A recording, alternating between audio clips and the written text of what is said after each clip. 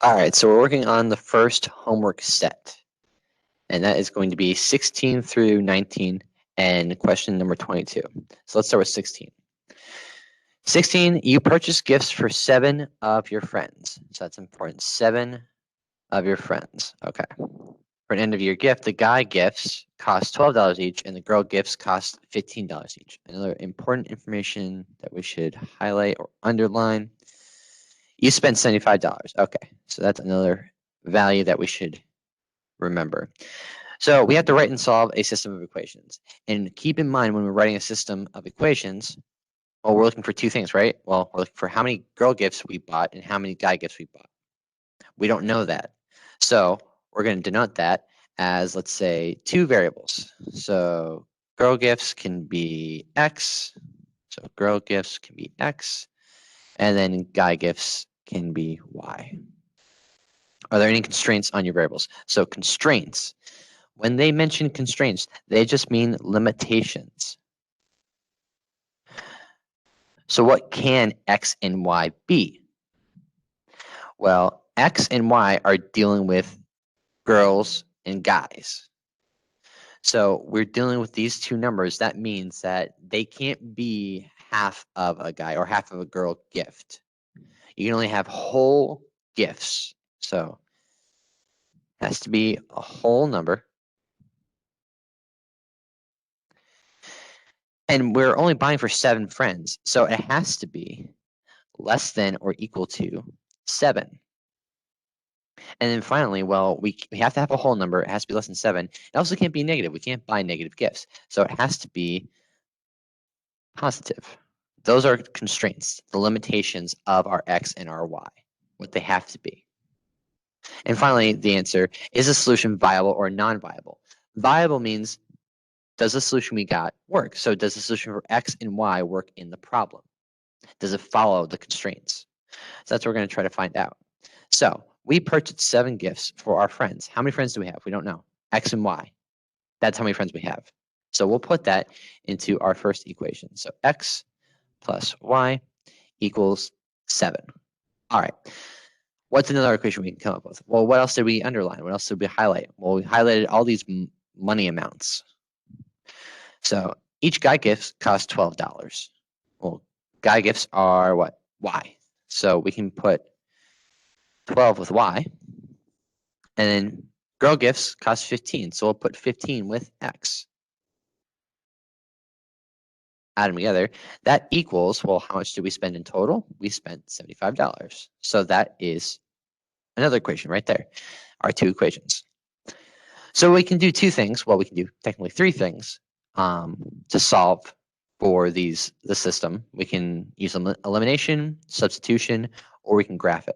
Now, on an exam, on a test, or just any problem that you have, graphing is going to take a lot of time because you have to draw the graph and you have to make sure that you plot each of these correctly. And when you do that, you might not understand where the solution lies. So the best way to do it, we can either do elimination, or we can use substitution. I'm going to do both for you right now. So let's start with elimination. So in order to eliminate one of these variables, we have to make one set equal and opposite to the other. So if we were to do, let's do 15x. We want to get rid of the x's. So what I have to do, I have to make this x equal and opposite to 15x. I do that by making it first equal, so 15x, and then making it opposite, so negative 15. That way, when we stack these 2 equations together, they cancel out. So in order to do that, I have to do x plus y equals 7. I have to multiply this entire equation now by negative 15 and distribute that amongst the 3 terms that we have here. So we have negative 15x minus 15y equals, and get out your calculators, 15 times 7, or negative 15 times 7, that would be a negative 105. Okay, so now we can bring down the other equation and stack it. We're going to add it. When we do that, you'll see these go away. Now we're only left with the y values. So negative 15y plus 12y, that's just going to give us a negative 3y. Negative 105 plus 75, you can do that in your calculator if you want, it's going to be negative 30. Then we divide by negative 3 to get y alone, and y equals 10. All right. So what do we notice about this? Y equals 10. Does that follow the constraints that we set forward? Well, yeah, it's a whole number, and it's positive, but it's not less than 7. We can't buy 10 of these gifts if the total amount of gifts we bought was only 7. So something's wrong here. Well, let's try substitution. And this time, let's try to solve for x. So if we want to solve for x, we have to take our equation x plus y equals 7. It's the easiest one. We just get x alone. And x equals 7 minus y. So we can plug this in to this equation right there. And when we do that, it's 15 times 7 minus y plus 12y equals 75. So again, we multiply these out, distribute. That is going to give us 105 minus 15y plus 12y equals 75. And now we can combine like terms. Negative 15y plus 12y, that's going to be, leave 105 alone. It's going to be negative 3y equals 75. Get negative 3y alone, we have to get rid of this 105, take it to this side. Negative 3y now equals 75 minus 105 is going to be negative 30. We know where this is going. Divide by negative 3. Y is again equal to 10. Remember, negative divided by negative, that's positive. So we have come to the same conclusion that we came over here. And if we plug this back in to the equation up top to find x, 7 minus 10, well, that gives us an x of negative 3. That definitely does not work. So not only do our solutions not follow our constraints, our solutions are therefore not viable.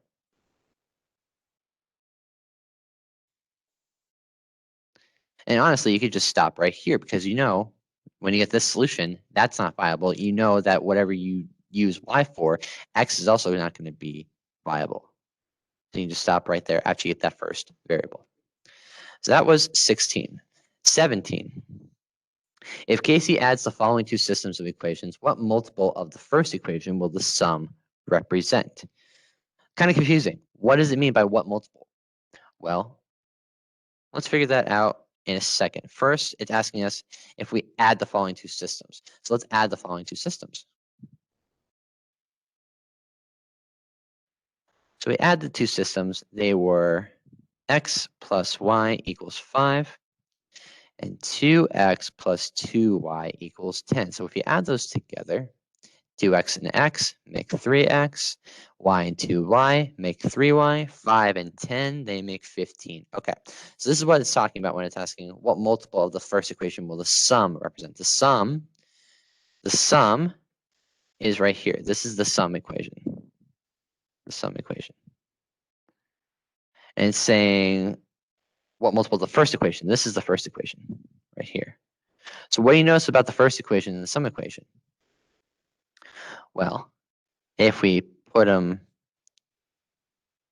near each other, notice how to get from x to 3x, well, all we can do is just multiply by 3.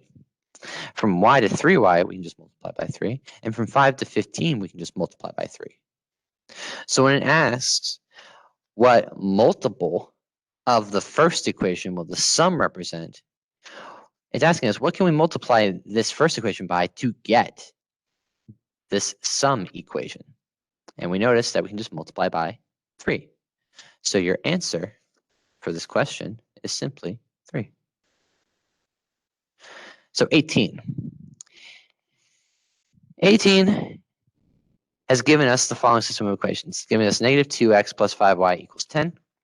And it gives us negative 3x plus 9y equals 6. So it's telling you, okay, given this system, which of the following answer choices, A, B, C, or D, will give you an equivalent system of equations. So equivalent system, that means that the whatever you can get from this system will kind of match what happens in the answer choices. So let's see here.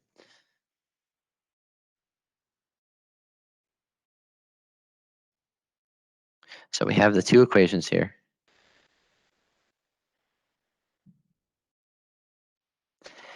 And one of the ways that we can make equivalent equations is by addition. So if we add them together, what happens when we add these two equations together? What do we get?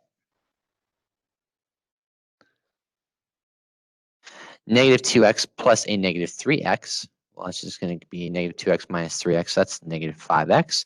5 plus 9, that's 14. Carry that y.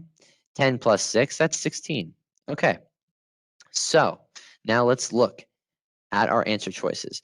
Do we see this equation anywhere? This equation right here, negative 5x plus 14y equals 16. I see it right here.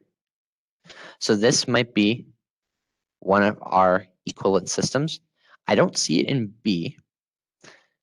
So I don't think this is going to be one of our answers. I see it in C, it's right there. So C can stay. And I don't see it in D, so I don't want to consider that anyways. So another way, well, let's look and see what is left over. So there's our equation right here. And the other equation is negative 3x plus 9y equals 12. Notice how it's almost exactly like this, but it equals a different number. Therefore, it's not equivalent to this at all. And we can't change this equation to match this equation. In order to change negative 2x into a negative 3x, we'd have to multiply this entire thing by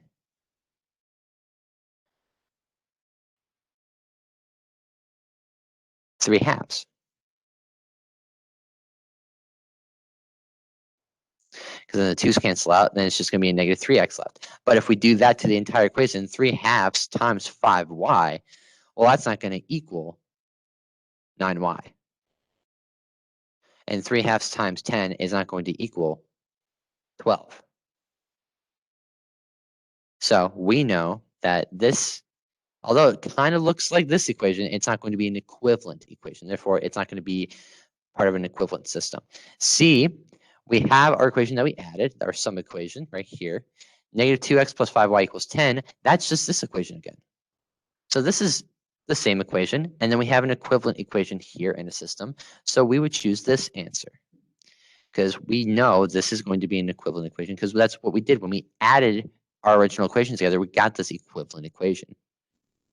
And then they just used another equation from our original equations. So that works. 19, almost asking the same question. 19 is asking which of the following is a system of equations that is not equivalent to this system right here. So now I have to do the same thing again, only we're looking for something that is not equivalent. So we have to go through all 4 of these and see, okay, which ones are not going to be equivalent. So if we take it, first thing that we can do, we can add to find an equivalent equation. So 3x minus 4y equals 10 plus 2x plus y equals 12. 3x plus 2x is going to give us 5x. Negative 4y plus a y, that's going to give us a negative 3y. 10 plus 12, that's going to equal 22. Okay, so now let's check and see. Now again, we're checking and seeing if this pops up. So if this pops up, that means that system is possibly an equivalent system. So we see that A has our sum equation, and so, oh no, not quite. D does not quite have it. It's a plus 3y instead of a negative 3y. So this is still in contention. However, this might be equivalent, which is not an answer we want. We want something that's not equivalent. 2x plus y equals 12. Well, that's the same as one of our original equations. So we know this is definitely going to be an equivalent system, which means we don't want it. Again, we're looking for something that is not equivalent, not equivalent. So let me check again. B has that original equation, and it has this equation, 6x minus 8y equals 20. Well, when we added our equations, we didn't get that. So the next thing that we have to consider is, can we multiply one of our original equations by a multiple to get this equation? Well, 6x minus 8y equals 20. It has that minus there. That kind of looks like this minus right here. I notice that, well, 3 and 6, I just have to multiply by 2. 4, or sorry, negative 4 and negative 8, I just have to multiply by 2. 10 and 20, I just have to multiply by 2. So if I do that to that original equation,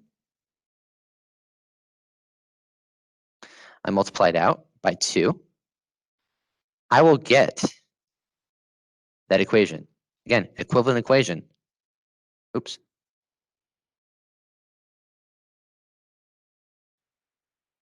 That's supposed to be a minus. My bad. Minus and a minus. So yeah, 6x minus 8y equals 20. That is an equivalent equation to this system. Therefore, both of these equations are equivalent. They make an equivalent system. I don't want that. Again, I want something that's not equivalent. 3x minus 4y equals 10. That is one of our original equations. 6x plus 3y equals 36.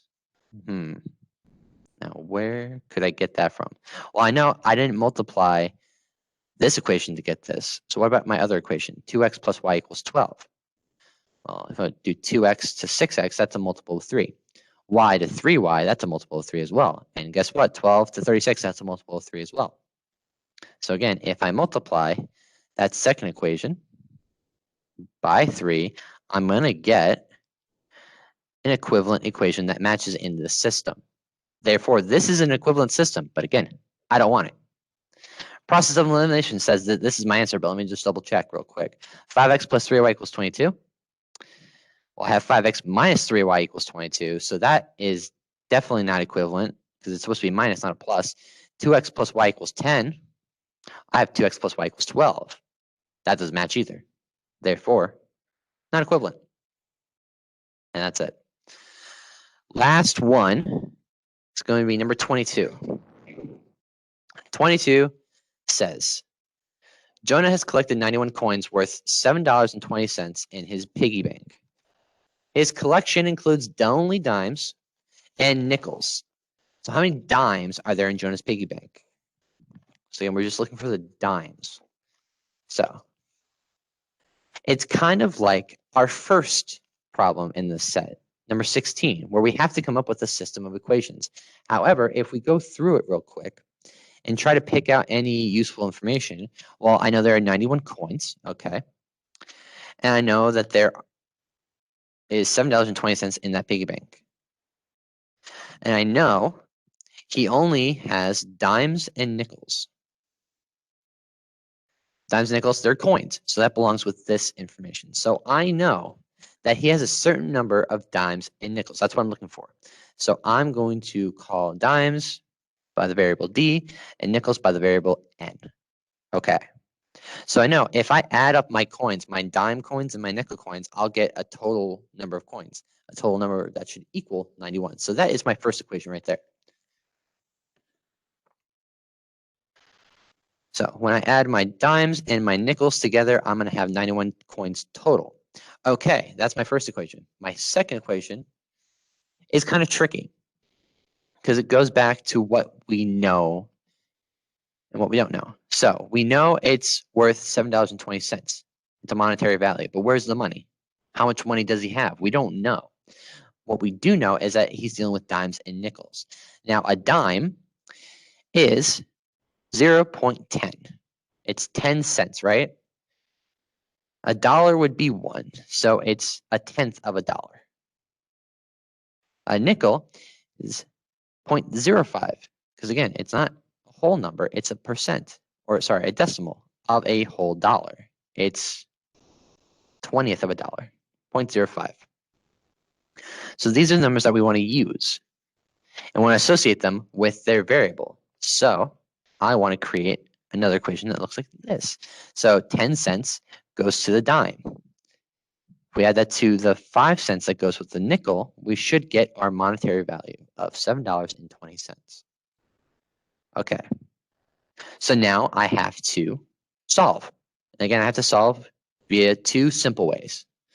Elimination and substitution. So I'm going to eliminate first. So if you choose to do elimination, well, I have to eliminate n because I want d. I only want dimes. So I want d alone. I have to get rid of n. In order to get rid of n, I have to make these two n terms equal and opposite. So I have to turn this n term into the opposite of 0.05n, which would be negative 0.05n. So I have to make this equation and multiply it by negative 0.05. So that'll get me negative 0.05d minus 0.05n equals, and take out your calculator for this one.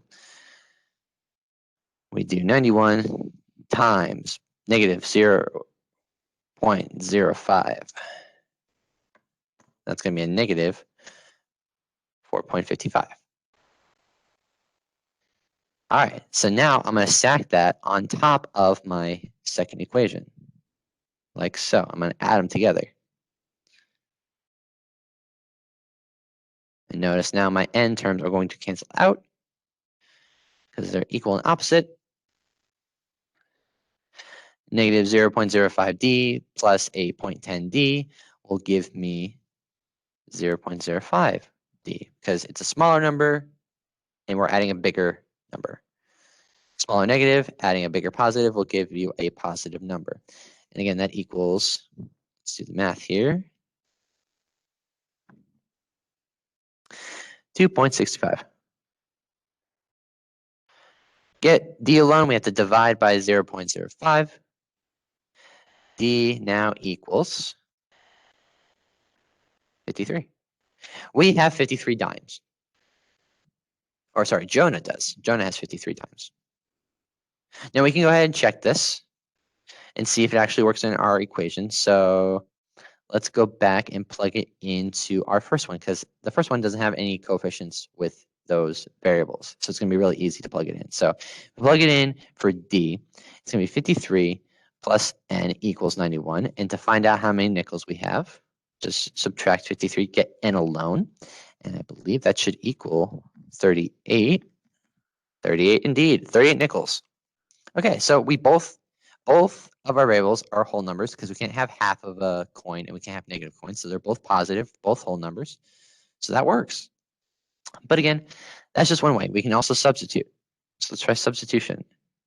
And for this kind of system, it might be easier because we have an equation that can be simply set to be equal to one variable. And again, we want it in terms of d. So n equals 91 minus d. So we want to find d. So now we plug this in where n is. So that original equation, n is right here. So we plug this whole entire equation, 91 minus d, in for n. And we'll get this. So now all we have to do is distribute that 0.05 to the 91 into the minus d. And then we'll have our entire equation in terms of d.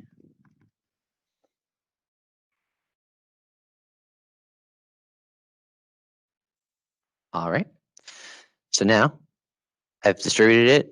0.05 times 91 is going to give us 4.55. 0.05 times negative d, that's negative 0.05d.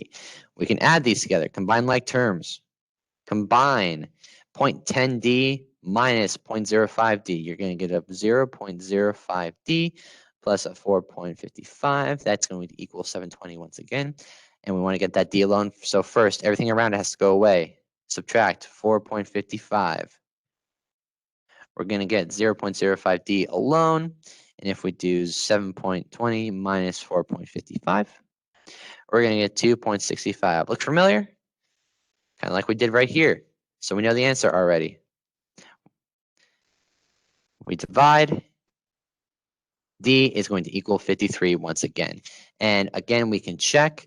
We can put it into our equation of n equals 91 minus d, so 91 minus 53, and that equals 38. Again, same answer we got here. It follows the same constraints. So that's our answer.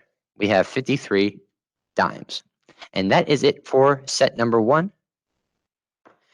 Go on to the next video for set number 2.